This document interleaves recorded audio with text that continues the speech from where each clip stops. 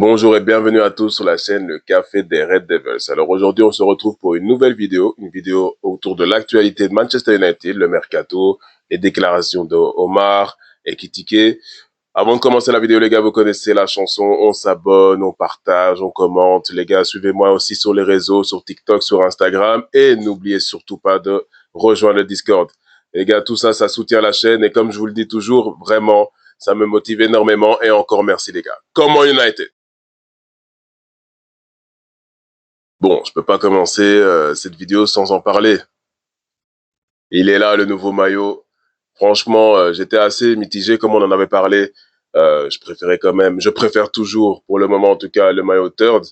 Mais non, il est vraiment très très propre ici. Enfin, dans mon dos, donc il y a le détail théâtre des rêves. Alors, vraiment très très content. Il est arrivé super vite. J'avais partagé ça dans le Discord justement. Le fait que je l'avais reçu donc la semaine passée. Donc trop trop content.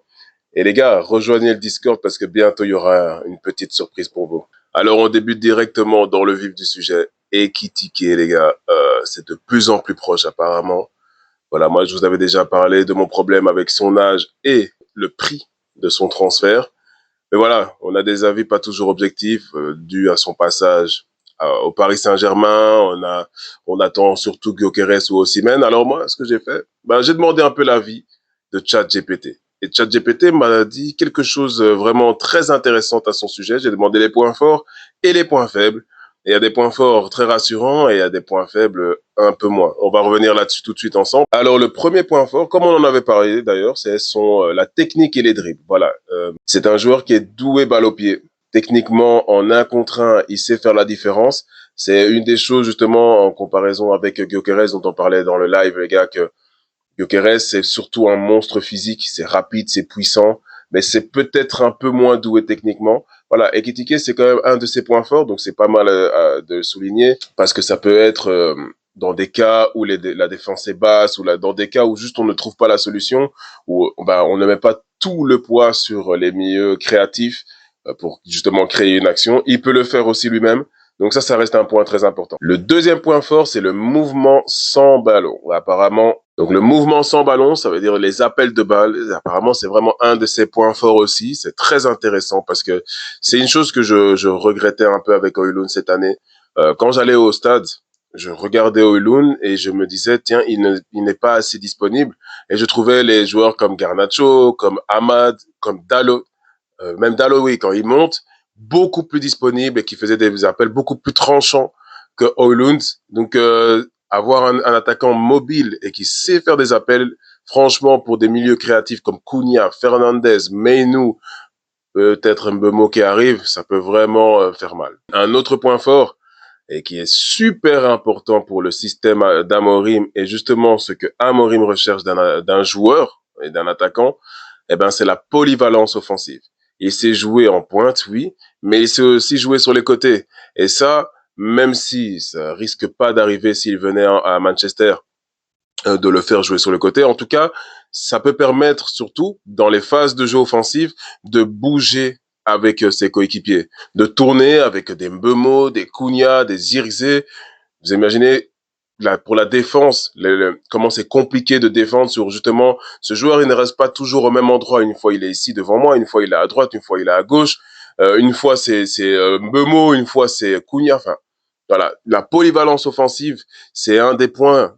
Parce que au-delà de la polyvalence offensive, la polyvalence tout court, c'est un des points recherchés dans le système d'Amorim et dans sa façon de voir le jeu. Des joueurs, on avait parlé de Cunha qui s'est joué à peu près partout au milieu, de Mbeumo. Donc voilà, les gars, ça c'est un point super important. Il y a aussi la participation au pressing. Alors encore une fois, vous allez dire je répète les mêmes choses, mais c'est encore une fois ce que Amorim demande, mais aussi ce que le football moderne demande. Parce que vous avez vu Paris Saint-Germain cette année, donc ils ont gagné la Ligue des Champions. Ils ont montré justement que chacun des joueurs, ça commence par l'attaquant, pressait. On a vu Dembélé, on a encore ces images de Dembélé qui regarde Sommer pendant la finale, vraiment qui est prêt à aller au pressing. C'est fini, on n'a pas des Ronaldo et des Messi où on peut leur permettre de faire moins de pressing parce que ces joueurs-là, on va vraiment jouer pour eux parce que eux, ils sont capables de te mettre 2, 3 goals presque à chaque match. Non, maintenant, c'est vraiment le collectif avant tout.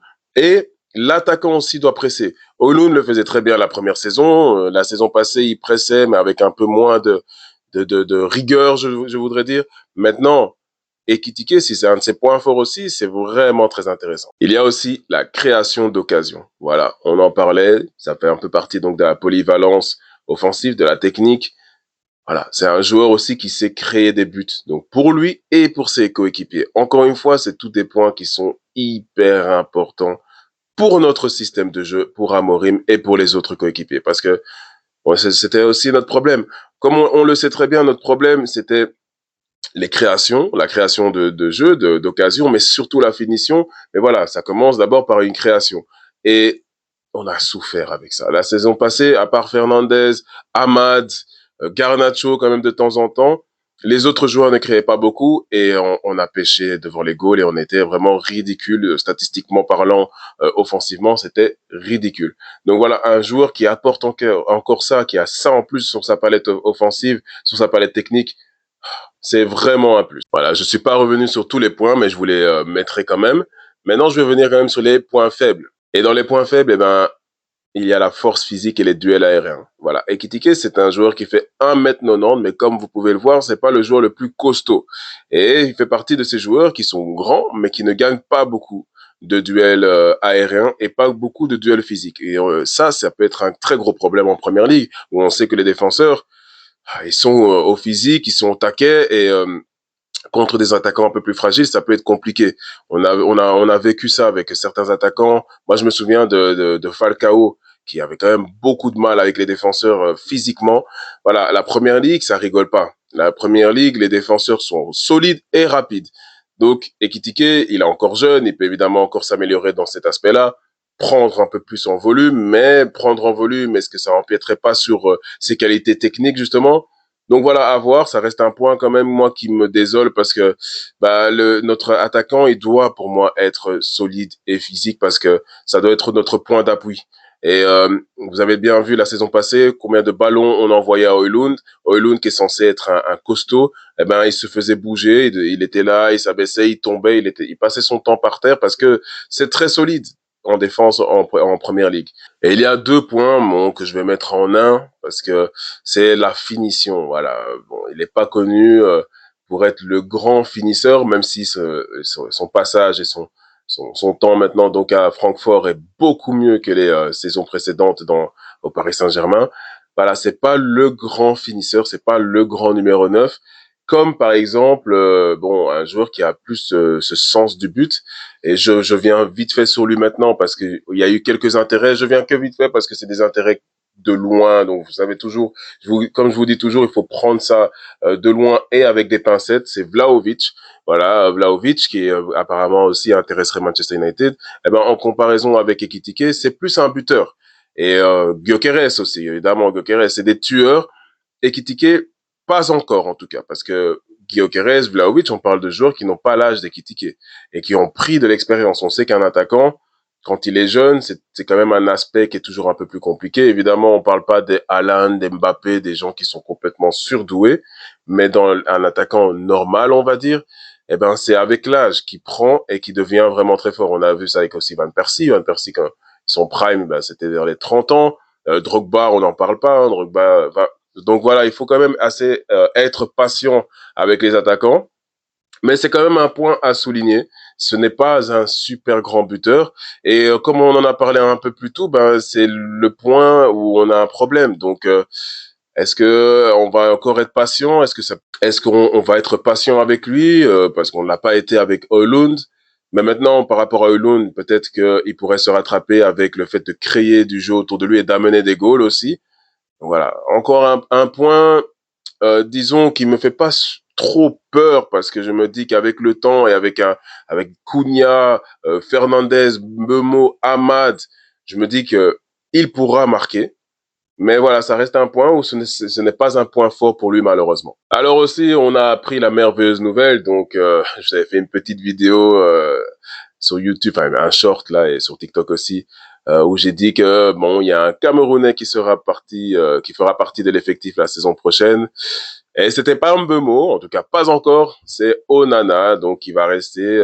Son entente avec Amorim est vraiment super bonne et donc Le Manchester United compte sur Onana la saison prochaine et ils sont en train de rechercher activement justement un gardien numéro 2. Moi, c'est pas la nouvelle que j'ai aimé lire, c'est pas la nouvelle que j'attendais. J'attendais plutôt un départ de sa part et la venue un nouveau gardien pour le poste de numéro 1. Maintenant, voilà, est-ce qu'on peut attendre de lui une meilleure saison? Je ne sais pas.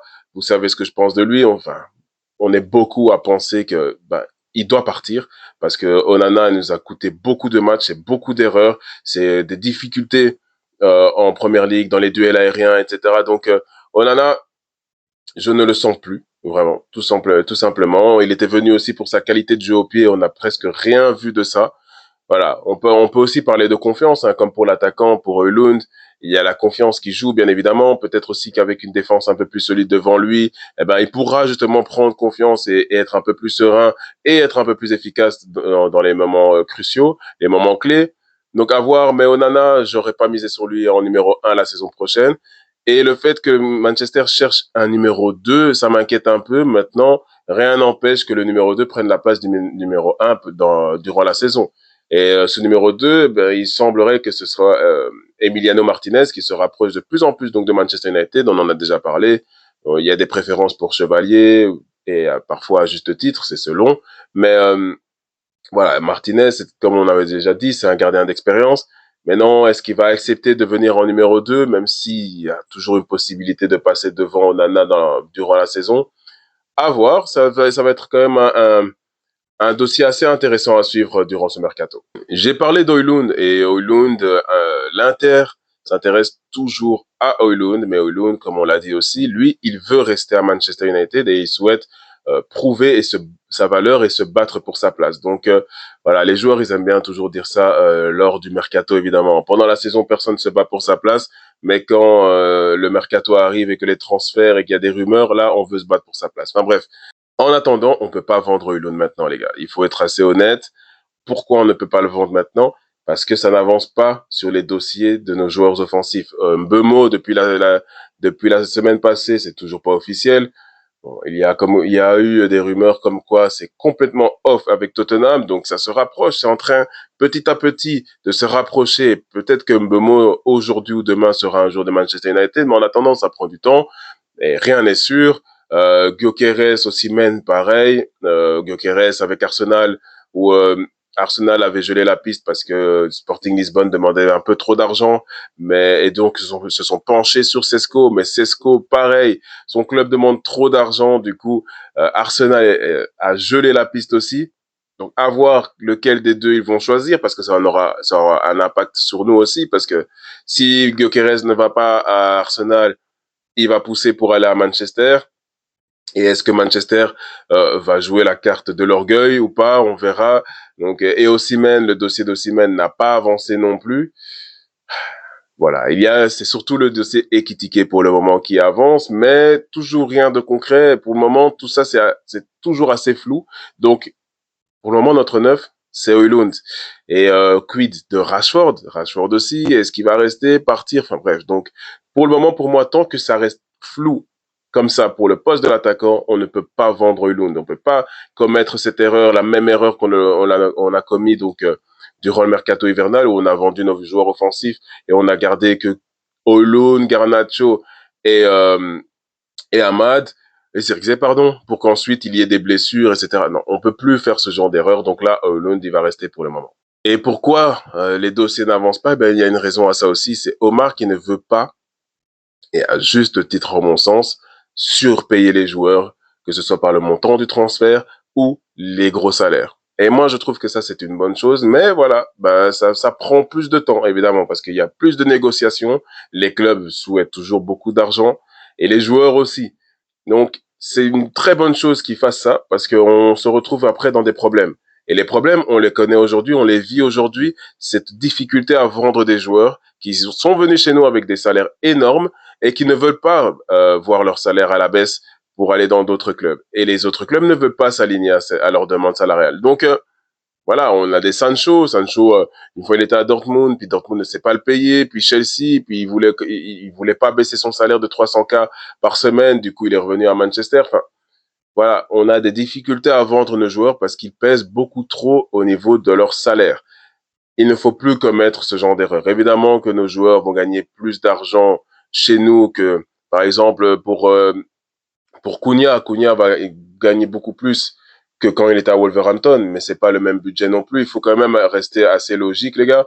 Mais tant que qu'on ne fait pas non plus des fois 10, j'exagère peut-être, mais il faut pas qu'on exagère sur ça parce qu'après, on se retrouve dans des soucis où tu te retrouves avec des Lindelof pendant des 8 ans, voilà, des joueurs invendables. Et je rebondis là-dessus, mais Sancho, avant de revenir sur Omar, Sancho intéresserait Naples, mais Manchester United demande 25 millions et ça refroidit Naples. Et il n'y a pas que ça qui refroidit Naples, parce qu'il y a aussi évidemment le bon vieux salaire de Sancho. Donc voilà, à voir comment ça va se passer dans les prochains jours, prochaines semaines. On espère qu'il va partir. Pour Rashford et Garnacho, pas trop de nouvelles, les gars. Mais je vais revenir sur Omar maintenant. Et Omar, il a déclaré que le plan est de gagner la Première Ligue avant 2028. Je pense que c'est possible, oui. Et comme il a signalé, il a dit après, on a 2-3 bons mercato d'été devant nous. Donc, on a 2-3 bons mercato d'été devant nous.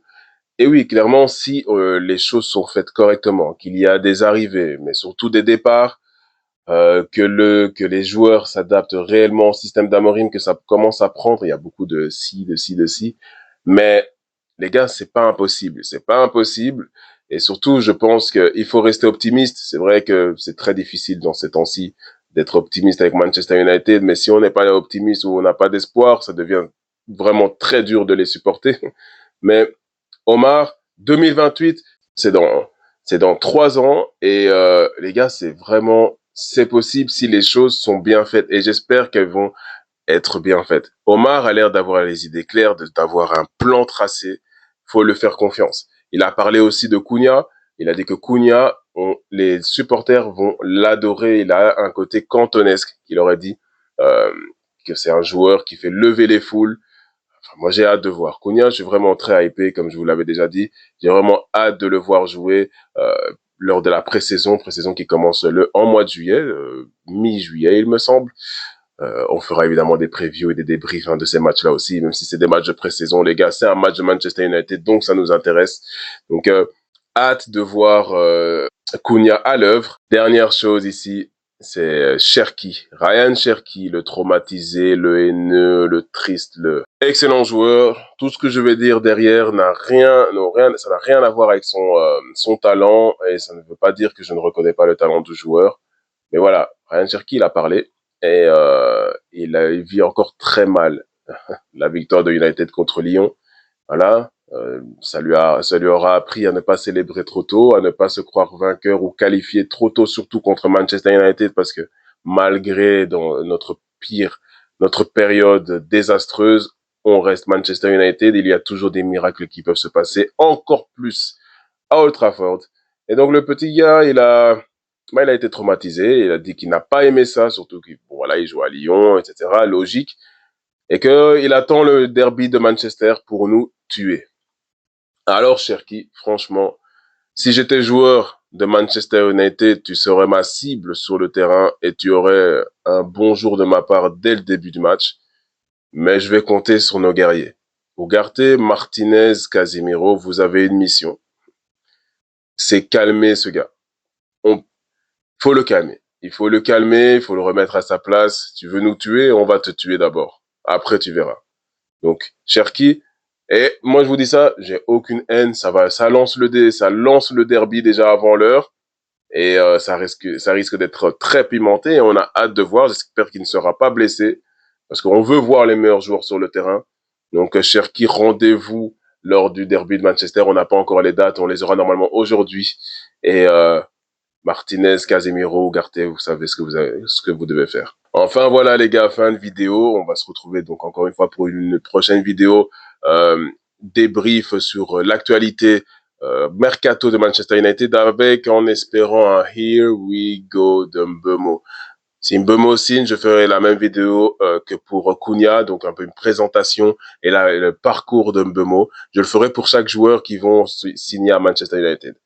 Donc les gars, encore une chose, n'oubliez pas de rejoindre le Discord, toujours disponible en lien dans la description. Je le mettrai aussi en commentaire et dans la bio. Donc les gars, on se retrouve pour une prochaine vidéo. Je vous dis à très vite dans la victoire ou dans la défaite, les gars. On est toujours derrière notre club. Come on United!